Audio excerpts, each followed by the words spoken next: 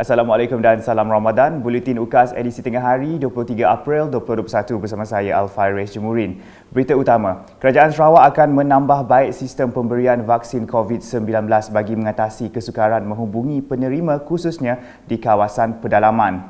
Timbalan Ketua Menteri Dato' Ahmad Douglas Ugah Embas berkata cadangan itu akan dikemukakan kepada kerajaan pusat selepas meneliti masalah yang timbul dengan kelemahan penggunaan MySejahtera untuk penduduk luar bandar. Sebab itu, Kerajaan Negeri Sarawak akan mencadang kepada Kuala Lumpur supaya kita nak mengatur sistem ala Sarawak, kerana keadaan di Sarawak lebih susah.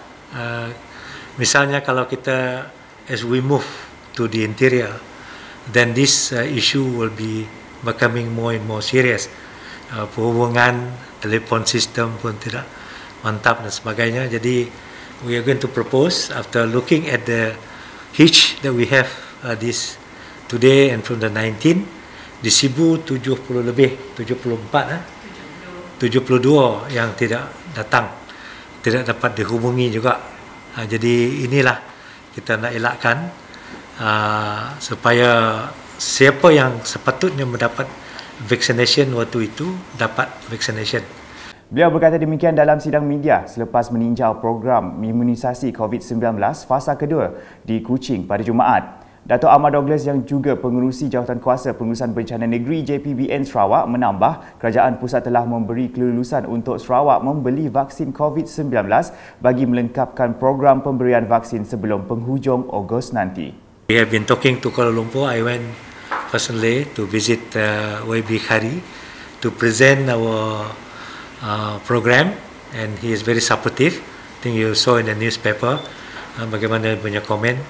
Dia pun telah memberi kelulusan kita untuk membeli vaksin. So we are now discussing with the relevant authority, relevant body, relevant people, so that we can sort out bagaimana kita nak membeli vaksin untuk sebagai reserve kiranya ada masalah dari pembekalan dari Kuala Lumpur.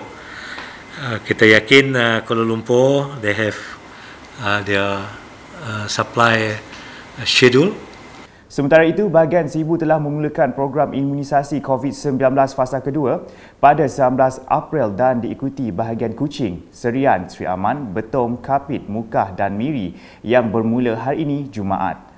Fasa kedua turut mensasarkan seramai 929,435 penerima dengan 13 buah pusat pemberian vaksin akan beroperasi di seluruh bahagian sehingga 30 April 2021. Berita seterusnya, susulan daripada pengisytiharan Perintah Kawalan Pergerakan diperketatkan PKPD di Taman Mesra Bako, Menteri Pembangunan Usahawan dan Koperasi yang juga Ahli Parlimen Santubong, Datuk Seri Dr. Wan Junaidi Tuanku Jaafar telah menyampaikan sumbangan bantuan makanan kepada penduduk di situ pada Khamis. Seramai 846 orang penduduk yang mendiami 156 kediaman yang terkesan menerima bantuan makanan tersebut. Sementara itu, ketika ditemui, Datuk Seri Dr. Wan Junaidi berkata, bantuan makanan tersebut adalah bagi menambah bantuan makanan yang sedia ada kepada penduduk Taman Mesra Bako. Jadi saya sebagai ahli parlimen kawasan ini hanya menyumbang barang makanan tambahan, ya, bukan perkara yang tu welfare punya makanan. Dah mencukupi sebenarnya, tapi jadi ada makanan basah yang disediakan yang mana mereka orang kampung boleh membuat masakan mereka sendiri. Kerana di dalam kampung, walaupun mereka masih dalam rumah, bebas dalam rumah sendiri, tapi tidak bebas untuk keluar sesuka hati lah. Itulah dalam pada itu, beliau juga memberitahu akan membantu sedaya yang boleh bagi meringankan beban penduduk di kawasan itu. Selanjutnya, pekebun di Meradong perlu terus dibantu bagi melonjakkan sektor pertanian di daerah tersebut. Menurut Ahli Dewan Undangan Negeri Adun Meradong, Datuk Ding Kong Hing, pekebun berjaya seperti Ting Sing Chiu dapat menjadikan contoh kepada pekebun-pekebun kecil yang lain di Meradong agar turut sama berusaha memajukan ladang masing-masing. So I hope pihak pertanian dan kerajaan negeri Sarawak can give him all the support he needs by way of farm roads, bridges, and things like that. Huh? And I hope Mr. Ting can be an anchor farmer for all the small holders in Meradong here.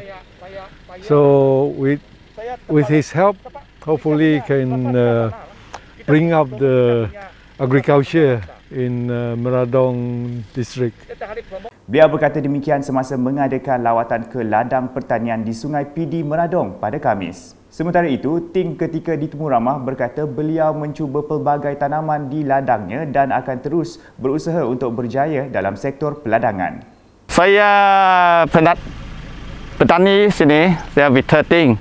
Saya buah biasa saya tanam sini, saya meja saya tanam tapai lah saya. Lepas tu saya tanam kurang orang tanam punya buah macam tu mawang, mango, itu manggis saya tanam banyak lah. Durian memang semua orang suka punya, saya memang ada tanam juga lah macam ni, saya tanam juga lah. Tapi durian bukan seperti untungnya, tapi memang banyak orang suka.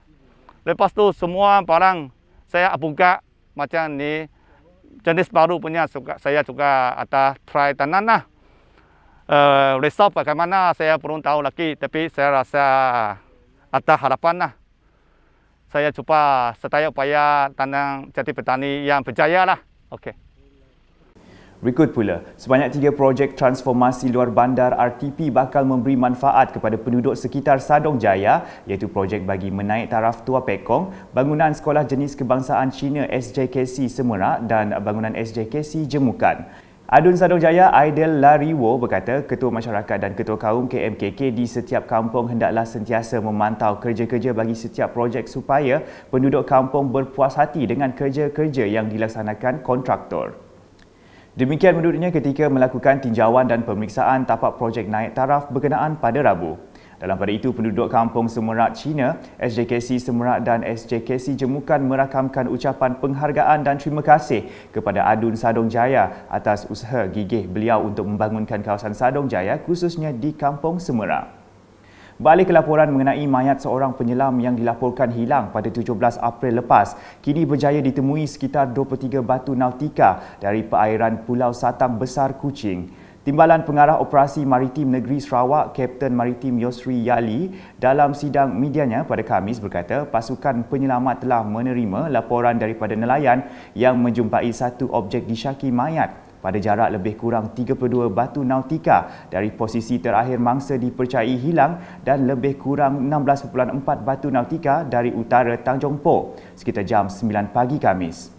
Keluarga mangsa percaya mayat yang dijumpai tersebut adalah mangsa yang dicari oleh pasukan penyelamat iaitu Chong Su Sian, 31 tahun yang hilang selepas melakukan selamat secara solo atau bersendirian di posisi sekitar 23 batu nautika dari Pulau Satang Besar. Mayat telah diserahkan kepada pihak Balai Polis Lundu untuk proses pengecaman, siasatan dan tindakan selanjutnya.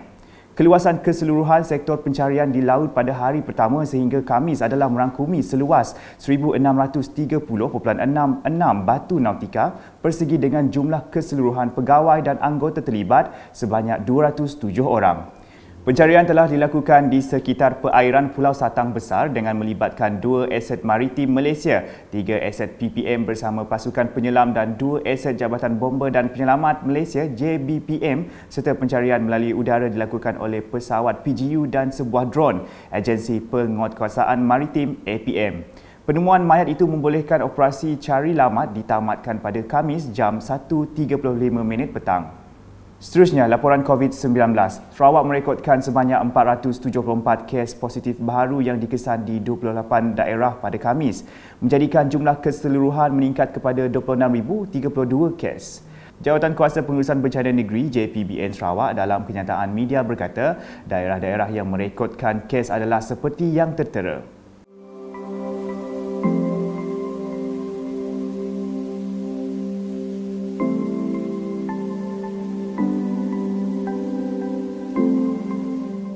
Dalam pada itu, terdapat satu kes kematian baharu direkodkan di Kapit menjadikan jumlah kematian akibat jangkitan COVID-19 juga meningkat kepada seramai 146 orang. Sehubungan itu, daerah Lundu bertukar ke status kuning, manakala daerah Pakan dan Sri Aman bertukar ke status Jingga. Tambah kenyataan sama, kluster ICOM Kuching telah diisytiharkan sebagai kluster baru melibatkan peserta yang mendapat jangkitan semasa menghadiri satu perjumpaan makan malam di sebuah restoran di City One dan kemudian ke sebuah bistro di Jalan Song, Kuching pada 13 April 2021. Kes turut menghadiri satu sesi latihan pada 14 April 2021 bersama beberapa orang penceramah yang datang dari luar Sarawak. Selepas siasatan lanjut, peserta-peserta yang menghadiri perjumpaan makan malam tersebut didapati bekerja di agensi penasihat pengurusan hartanah yang bertempat di ICOM Square, Jalan Pending, Kuching. Kenyataan sama juga memaklumkan PKPD bagi Kampung Rayang, Serian dan Kampung Sileng Dayak, Lundu akan berkuat kuasa mulai 23 April hingga 6 Mei 2021. Sekian edisi tengah hari bersama saya Alfaris Jemurin dan kru penerbitan. Berita lebih lanjut boleh didapati di semua platform media sosial UKAS termasuk portal ukas.sarawak.gov.my dan pastikan anda subscribe UKAS Channel di YouTube. Salam UKAS.